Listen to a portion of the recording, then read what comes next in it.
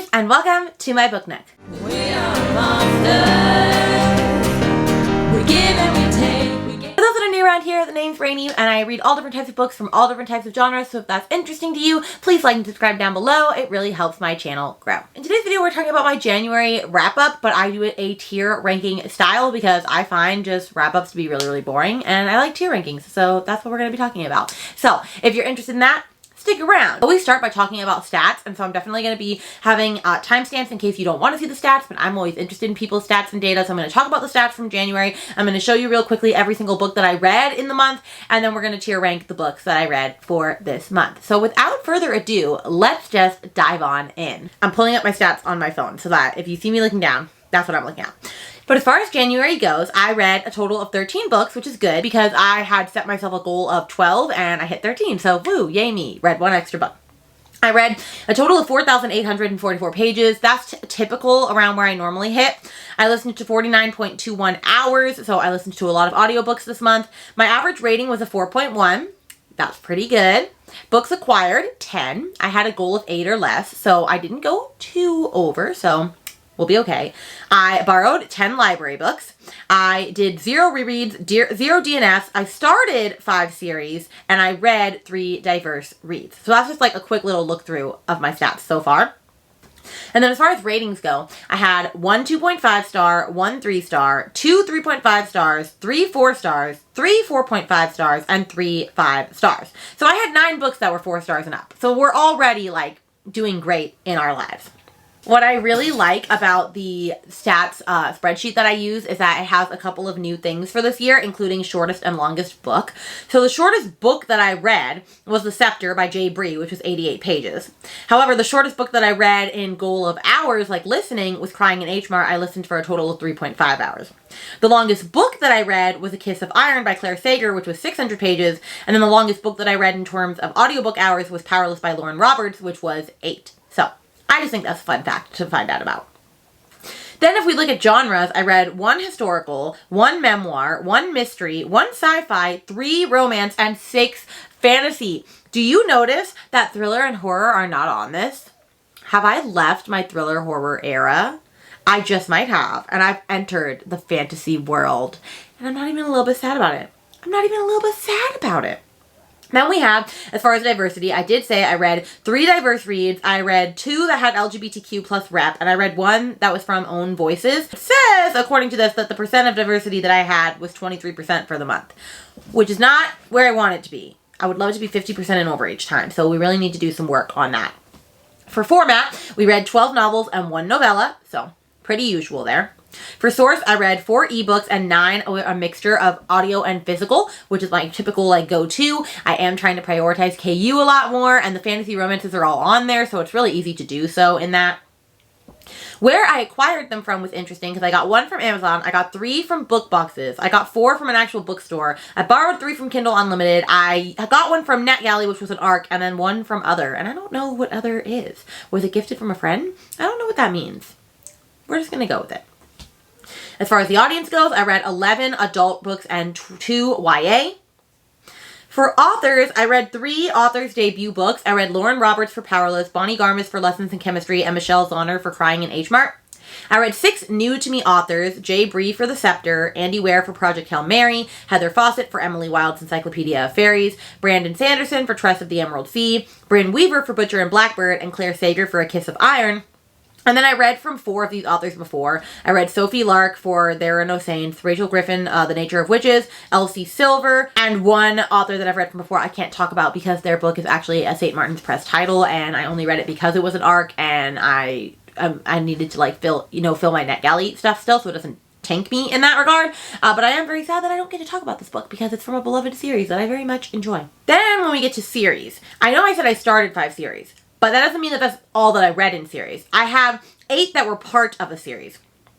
I read The Scepter, which is the beginning of A Crown of Oaths and Curses by J. Bree. I read There Are No Saints, which is the first book by Sophie Lark. I read the first book of Emily Wilde's Encyclopedia of Fairies. I read the continuation of a St. Martin's Press series that I'm in the middle of. I read Powerless by Lauren Roberts. That's the start of that series. I read Reckless, which is book 4 in the Chestnut Springs series by Elsie Silver. I read Butcher and Blackbird, which is the first in the Ruinous Love trilogy. And then I read A Kiss of Iron, which is the first and I can't remember what the name of that series is, but it's the first of that series by Claire Sager. And then I had 5 standalone reads: The Nature of Witches, Project Hail Mary, Tress of the Emerald Sea, Lessons in Chemistry, and Crying in H Mart. And then finally, we're going to get to the actual books that I read. So I'm going to show them if I own them.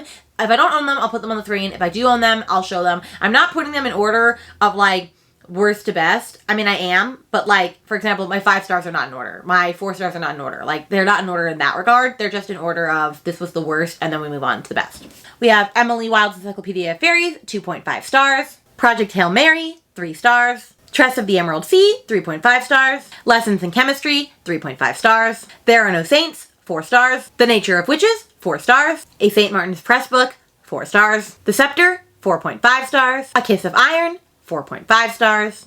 Butcher and Blackbird, 4.5 stars. Powerless, 5 stars. Crying in H Mart, 5 stars. And Reckless, 5 stars. Okay, so now that we've done that, I'm going to go over to my tier ranking section, and we're just going to have a fun time tier ranking this, and then you'll see me after that. Okay, friends, so this is my tier, the same tier that I've been using for the last couple of months. It is Friends themed because we know I'm obsessed with Friends, but I will whiz through it very, very quickly. I'm not going to explain all of these quotes or what in reference they are, because if you're not a Friends fan, it's not going to matter, but I'll at least read them through.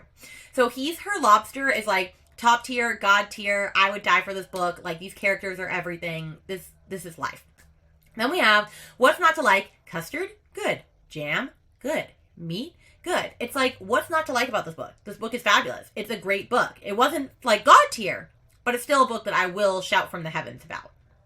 Then we have Smelly Cat, what are they feeding you? And this one is like, oh, you want to love it, but there's like something wrong with it. Like, you're not 100% sure why, or maybe you are 100% sure why it wasn't like the best of the best. It's just kind of like sitting somewhere in the middle. Then we have I Wish I Could, but I don't want to. And that is, I wish I could say I liked this, but I don't want to. I didn't care for it. And then we have Oh My God. That is a bad book. That is a terrible book. Don't read this book. It'll often be where DNFs go, which I didn't have any this month, but it'll also just be books that I really, really did not enjoy. And so with that being said, let's dive into my rankings. And we're going to start with Project Hail Mary, which I'm going to put in... that's tricky. I'm probably going to move it to Smelly Cat. Only because I do want to like this book. So I don't want to put it in I Wish I Could, because I did want to like this book. However, I went in knowing I wasn't going to like this book because it's a sci-fi book. I'm not a huge sci-fi girly, but I was hoping I would, okay? Because everyone was saying that I would like... Not everyone. Everyone was saying that it was such a good book, including people who you wouldn't expect it to be their best book of the year, like Chandler Ainsley and other people. And so, like, I had hope, okay? But it did exactly what I thought it was going to do. It was kind of boring. I only cared for one character, Rocky, and I just didn't care, and I didn't understand half of what was going on. The science went right over my head. But you know what? I can acknowledge it as a good book. I read it for BookTuber's Best Books, and that is what that is. I'll probably never read an Andy Weir ever again, if we're being honest after this. Then we have Crying in H Mart by Michelle Zauner, which I did read as my one nonfiction book of the month, and I am going to put that in What's Not to Like, because it's not a god tier memoir. I did 5-star it because I thought it was great. I only 5-star memoirs or books that people have written, like nonfiction, if I actually really enjoyed it. Otherwise, I don't think it's fair to like rate them on their experiences. But this one hit very hard because it was just basically about losing your mom. And the thought of losing my mom makes me literally cry. Like, it's just so scary. Plus, I also had a really scary scare about my dad today, almost getting sepsis because of an infection that we didn't know that he had. So, like, you know, I love my parents very much. And so I don't want anything to happen to them, as most people don't. So this one was just very sad, but very powerful. And I very much enjoyed it. And I definitely will read anything else that she writes, if she writes again in the future. Then we have Lessons in Chemistry by Bonnie Garmis. And I don't know where to put this. I think I'm going to put it in Smelly Cat. I really wanted to like this book more than I did. I didn't know if it was going to be a 5-star. I know Kelsey loved it, so if she's watching this, I'm sorry. I did like it. And as I am saying this now, I honestly cannot remember why I didn't care for this book that much. So honestly, I'm going to have to go talk to my friend and see why, which I think is just funny because that just shows that that's why it shouldn't be a top book anyway. So let me go see what I said. Oh, okay. I feel like it was just under a 4 because the second half wasn't nearly as interesting to me. I still never really understood why certain things were a part of it, like there was rowing in it, or there was a family tree thing in there that I could not care for. But I loved the writing still, and I think it's a really great book. Plus, the discussion on religion really really frustrated me because it was written by, I don't know if she's an atheist, but she was writing from an atheist perspective. But the way that they approached religion, I just did not condone, did not get behind. So there were some issues that I had with the book. But overall, I still had a really great time with it. I do want to watch the TV series, so I will continue on with that. The Nature of Witches, I mean, it wasn't as good as Bring Me Your Midnight. But I'm putting it in here, Her Third Lobster, because I love Rachel Griffin's writing. I really do. I really do love it. It just flows so well. It's just so whimsical. I just have the best time with this. And I feel like I liked it a lot more than Crying in H Mart, even though I give that a 5 stars because it's a memoir. Like, I loved this book, okay? I did give it a 4 stars. But Bring Me Your Midnight, nothing can top that. I just read that at the right time, okay? But Miss Griffin knows how to write a book. I'm so excited for when I get to read the last book of hers that I need to. Wild is the Witch, I'm pretty sure. And she better come out with another release this year because I'm itching for more Miss Rachel Griffin and her witchy, fun, magical times. Then we have There Are No Saints by Sophie Lark, and I'm going to put this in What's Not to Like. I did give this a 5 star initially when I read it, and then upon reflection, I bumped it to a 4 because I'm trying to be more strict in my rankings this year. And this wasn't as good as her Brutal Birthright series. Like, I acknowledge that.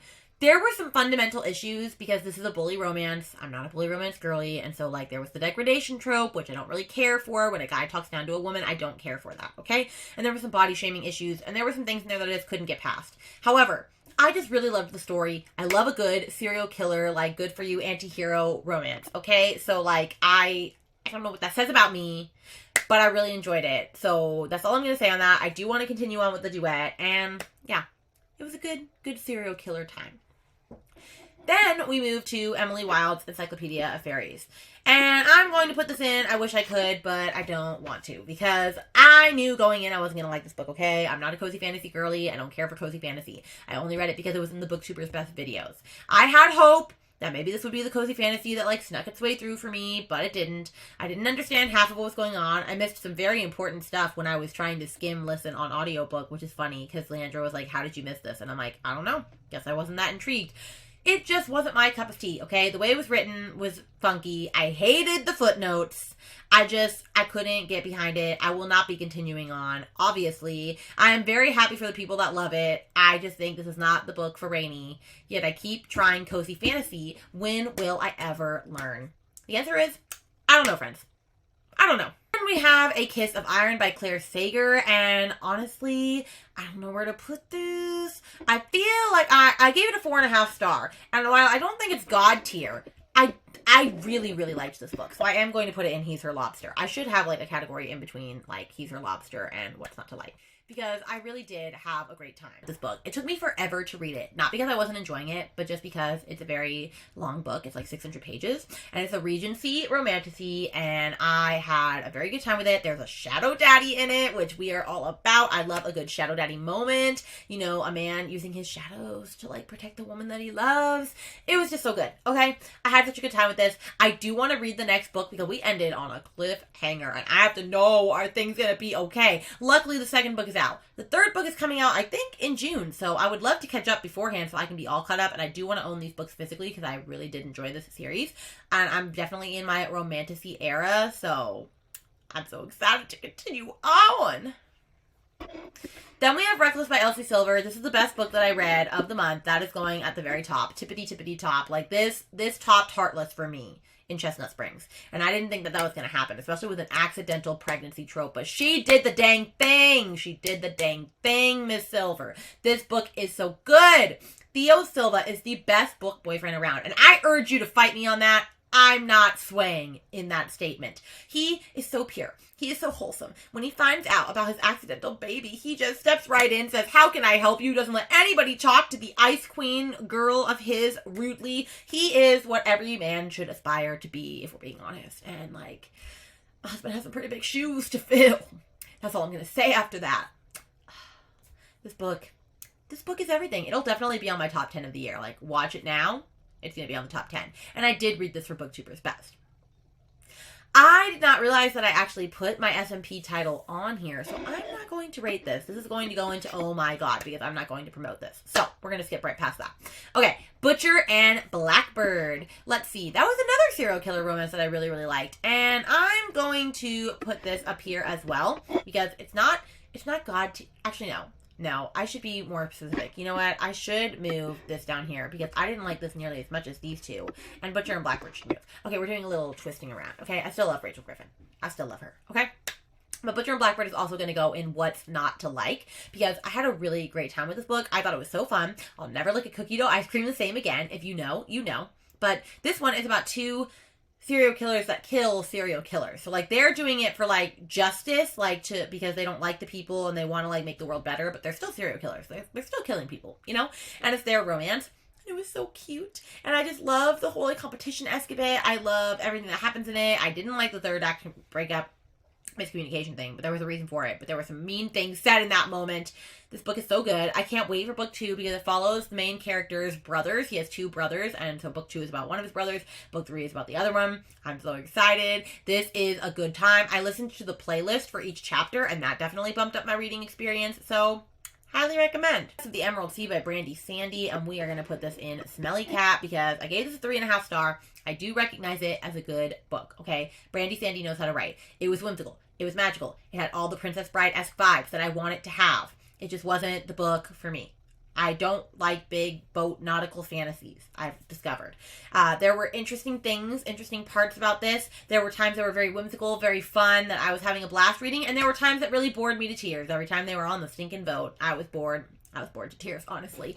But I will continue to read from him. I'm glad that I started with this one, but I read this for Booktuber's Best as well.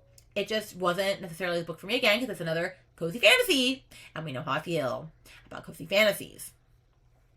Then we have Powerless by Lauren Roberts, and this is going up to the top because is this a well-written fantasy romance?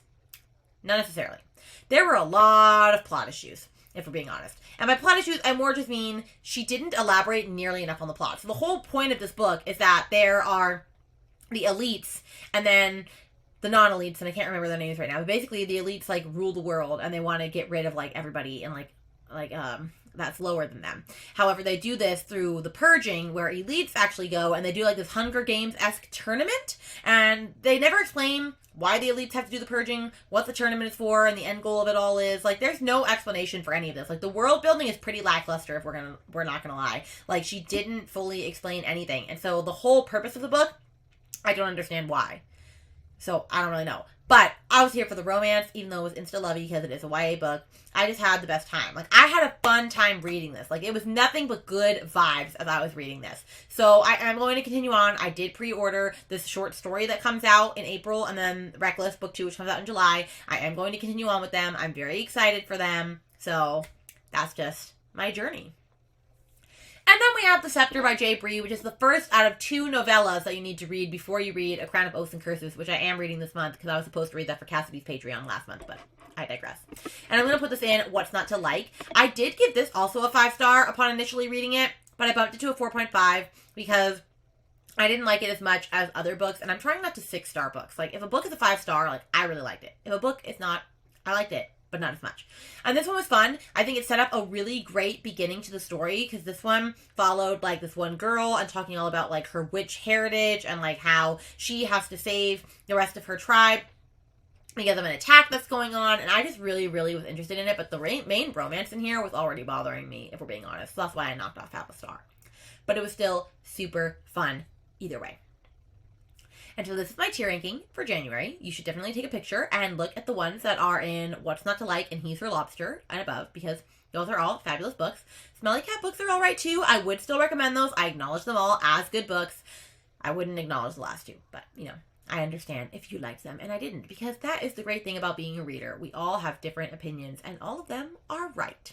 So take a picture of this and then I'll meet you over at the end of this wrap up. And there you have it. That was my tier ranking / what I thought of all of these books in January. I hope you found some new books that maybe you're interested in reading. If you have any different thoughts than me, I would love to know. If you got to the end of this video, let's put a horse for Reckless because that was my favorite book of the month. And let me know in the comments below what is the best and worst book that you read in January. I would really love to know that because I'm always intrigued by that. And with that, I will see you guys in a video very soon. Bye.